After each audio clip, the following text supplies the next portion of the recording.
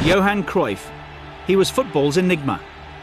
Not only would he ghost past defenders like they weren't there. Dalam satu abad terakhir, dunia sepak bola udah ngelahirin begitu banyak legenda. Dan dari ratusan legenda itu, ada pria berambut The Beatles ini. Look, it's a bird. It's a plane. Nope. It's Johan Cruyff. Oke. Buat yang cuma tahu dia dari game bola ini, bapak ini adalah legenda sepak bola yang hobi banget ngoleksi prestasi. Dan kontribusinya masih bisa dilihat sampai sekarang. Pep Guardiola, Ronald Koeman, cuma 2 dari sekian banyak anak didiknya. Even tanpa dia, mungkin Messi cuma jadi anak 13 tahun yang nggak nge-explore talentanya. Di luar prestasi dan juga kontribusinya, kisah bapak ini cukup menarik buat diikutin. Diceritakan dalam tempo sesingkat-singkatnya. Sama kayak seleb bola lainnya, Johan Cruyff tentu aja juga terima endorsan. Dan Johan Cruyff dapat endorsan dari Puma. Saking menghargai kontrak perjanjiannya sama Puma ini, Johan Cruyff hampir aja nggak ikutan main buat Belanda sama sekali di Piala Dunia dan juga Euro. Karena jersey Belanda waktu itu disponsori sama Adidas. Tapi karena Belanda butuh banget sama bapak ini, akhirnya jersey Johan Cruyff didesain khusus kayak jersey KW. Nggak ada logo Adidasnya, dan 3 garis Adidas dibikin jadi cuma 2 garis doang. For your information, Cruyff main buat Belanda dari tahun 1966 sampai 1977. Di mana dari tahun 1950 sampai tahun 1972, Belanda nggak ikutan Piala Dunia dan Euro sama sekali. Jadi otomatis Cruyff cuma main di Piala Dunia 1974 dan juga Euro tahun 1976. Di tahun 1977 ketika Cruyff berhasil ngebawa Belanda buat lolos ke Piala Dunia 1978, Cruyff justru mutusin buat nggak ikutan ke Argentina. Ada yang bilang dia nggak ikutan karena situasi politik di Argentina waktu itu yang lagi nggak kondusif. Dan ada juga yang bilang karena istrinya ngelarang dia buat ikutan.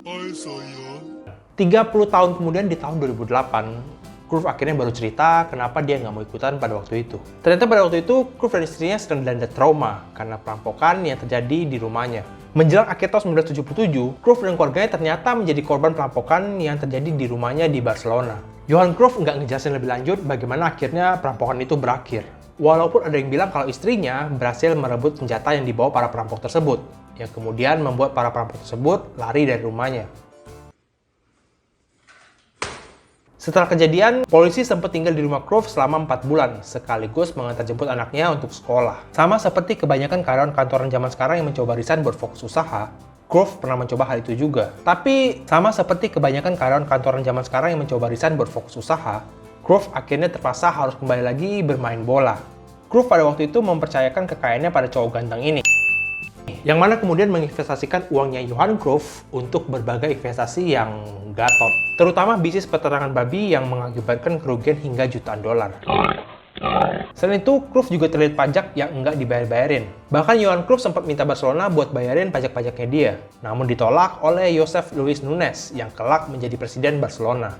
Kalau cerita sinetron sopir pacaran sama anak konglomerat, tukang cilok pacaran sama artis,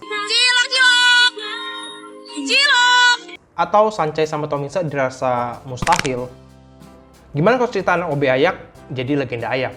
Ibu Cruyff adalah seorang tukang bersih-bersih di stadionnya Ajax Amsterdam. Ibunya jadi OB di sana sejak suaminya meninggal dan dia ngerasa udah nggak kuat lagi buat ngurusin toko groseri dia sendirian. Disinilah ibunya bertemu dengan Hank Angel, seorang groundsman di Ajax Amsterdam yang kelak menjadi suami keduanya. Hank Angel inilah yang kemudian menjadi pembuka jalan buat Cruyff bisa mulai karirnya di Ajax Amsterdam Academy. Johan Cruyff adalah duta anti rokok buat Catalan Department of Health yang terkenal dengan kampanye ini.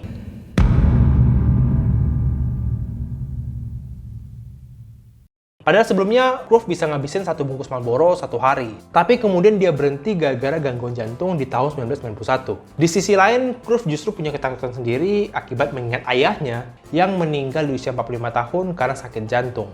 Moral of the story. Selain Johan Cruyff, banyak olahragawan lain yang memulai karir tanpa privilege. Didier Drogba, Ronaldinho, Ronaldo, Messi, Sadio Mane, N'Golo Kante. Jadi, jangan selalu nyalain privilege atas apa yang orang lain bisa dan kita nggak bisa. Bangun koneksi, tingkatkan skill, kerja keras, bakal ngasihin privilege sendiri buat diri kita di masa depan.